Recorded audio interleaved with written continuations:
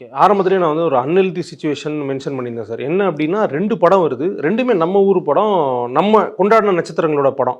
2த்தையும் வந்து சமமா கொண்டாட வேண்டிய ரசிகர்கள் வந்து இதுவா, அதுவான்னு அடிச்சுக்கிறாங்கல்ல சார். இது வந்து நம்ம ஊர் சினிமாவுக்கு ஒரு அன்ஹெல்தி சிச்சுவேஷன் ஏற்படுத்தாதா? ஏற்கனவே வந்து சினிமா பாதாளத்துல தான் கிடக்கு. ஐசியூல தான் கிடக்கு தமிழ் சினிமா. அரைச்ச மாவை அரைச்சிக்கிட்டு ஒரே மாதிரி படத்தை எடுத்துட்டு இந்த படம்னா ஒரு புதுசான ஒரு முயற்சி. 50களில் நடந்த ஒரு இந்திய எதிர்ப்பு பற்றி இன்றைக்கி இருக்கக்கூடிய தலைமுறைக்கு தெரிஞ்சு கொள்ளக்கூடிய ஒரு விஷயம். எவ்வளோ உயிர் தியாகம் நடந்திருக்கு, எவ்வளோ போராட்டம் நடந்திருக்கு, எவ்வளோ ஆர்ப்பாட்டம் நடந்திருக்கு, எவ்வளோ அடக்குமுறையை மீண்டு இன்றைக்கி தமிழை காப்பாற்றி வச்சுருக்கிறோம். அதுக்கு எத்தனை தலைவர்கள் பெரிய அளவில் போராட்டம் பண்ணியிருக்காங்க, தியாகம் பண்ணியிருக்காங்க. ஒரு வரலாற்றை சொல்லக்கூடிய ஒரு படம் பராசக்தி. இது கண்டிப்பாக அடுத்த தலைமுறையில் பார்க்கணும், புரியணும் அப்படின்னு ஒரு படம் வருது. இந்த படம் விஜய் படம். அது ஒரு என்டர்டைன்மெண்ட் படம், கமர்ஷியல் படம். அது ரசிகர்களுக்கு, விஜய் ரசிகர்களுக்கு ஒரு பெரிய என்டர்டைன்மெண்டான ஒரு படம். அவர் கடைசி நடிக்கக்கூடிய ஒரு கடைசி படம். இதில் ரெண்டுமே எதுவும் தப்பு கிடையாது.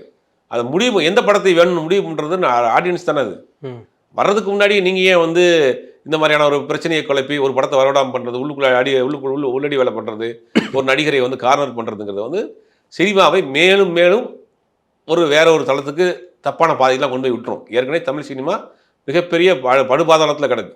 1000 கோடி ஒன்றுங்கிற கனவுங்கிறது ஒன்றும் எட்ட முடியாமல் கிடக்கு. கண்டிப்பாக. அப்படிங்கும்போது இதெல்லாம் இந்த மாதிரியான விஷயங்கிறது வந்து ஆபத்தான விஷயம் தான்.